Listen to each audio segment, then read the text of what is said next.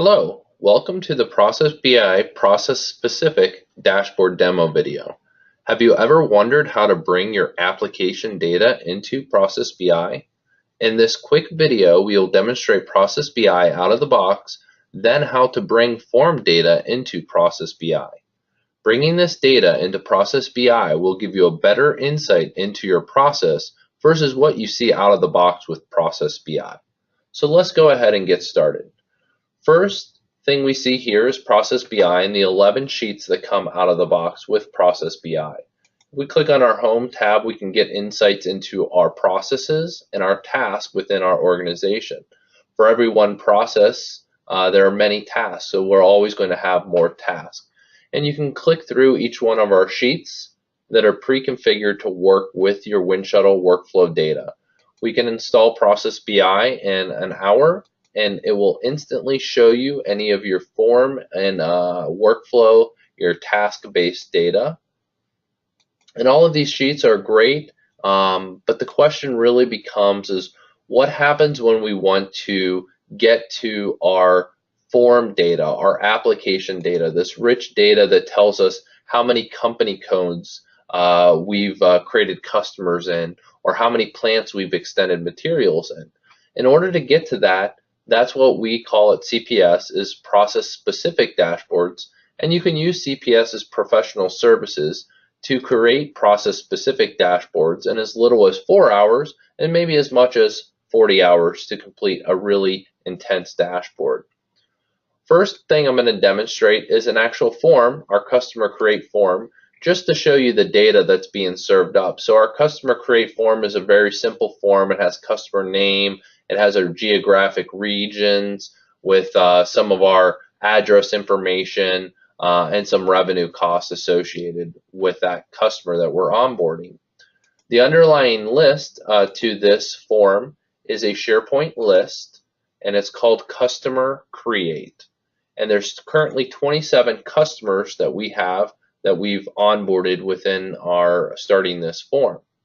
Let's go look at the underlying process-specific dashboard that we've created for this specific process. So for our customer create process, the first thing we've created was the number of customers we've created in 2018. We wanted this KPI, this metric, to be front of mind as how many new customers have we created in 2018. Now we can certainly click on year and choose 2017 to look at last year. Last year we added 20 customers. And so if we remove that, we've only added 7 this year. So far we're down 65% of last year. But at least we have a metric that we can have insight into. Are we going up or are we going down as we go throughout the year? In the middle of the screen, we've created a nice map of the US that shows all of our customers. And then we've actually used the total revenue that's being collected for those customers, the estimated annual revenue of those customers, to put little dots on the map to indicate where should we focus maybe our time, or where are our customers located and who's the biggest customer within that region. On the right, we have our customer geography, what region they're from. And so we see Midwest, Northeast, and then South, and then we see this one null.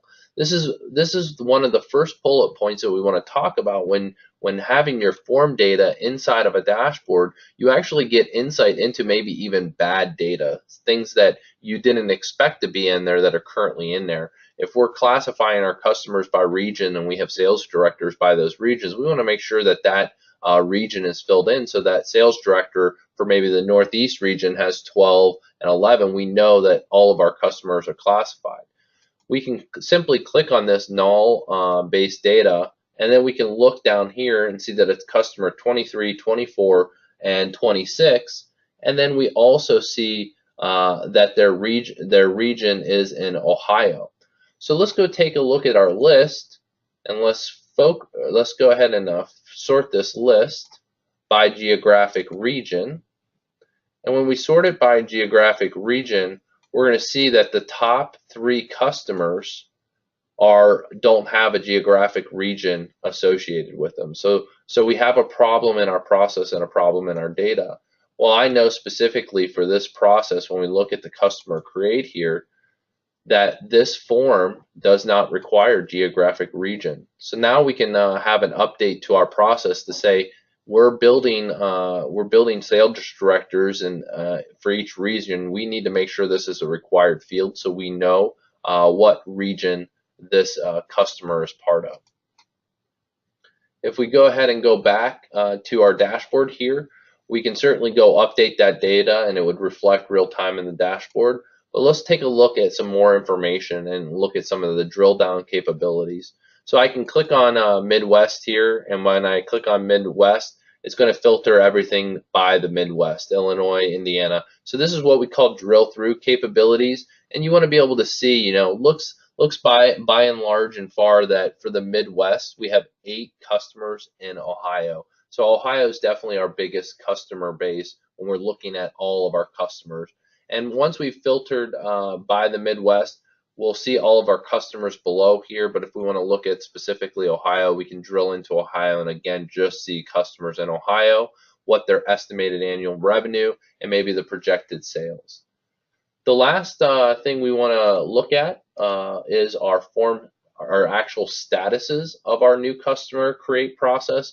So we have 3 different statuses we're representing here: our complete status, when a process has been complete, our waiting on accounting, and then our waiting on our data management organization. You may have many other tasks associated and many other statuses with your new customer create process, but looking at this customer status is really powerful to understand, where are our new customers maybe in 2018. If we want to focus on 2018, where are our current new customers in 2018? Well, it looks like 71% of those are actually waiting on accounting. We have 14% that are actually waiting on our data management organization to enter into SAP, and then we have 14% that are just that have already completed. So at this time, we could really say, I think we need some help in accounting because we're getting a lot more requests in accounting than we anticipated. Or maybe we need to automate this data management organization, this DMO task, to automate the entry into SAP so we don't have to have somebody manually typing it, or we have so many requests that we need somebody else to help out. So using a process-specific dashboard, you get this application-rich data. It's by and far large. It gives you a little bit more insight to your application-based data versus your process and task-based data. And you can really design these dashboards to any way, look, and feel. And lastly, keep in mind there are some really nice out-of-the-box features, such as being able to export any one of these grids and create storylines for executives to be able to see new customers or materials extended to plants. So thank you today for watching this video, and hopefully we can engage with you to build your next process-specific dashboard inside of Process BI. Thank you.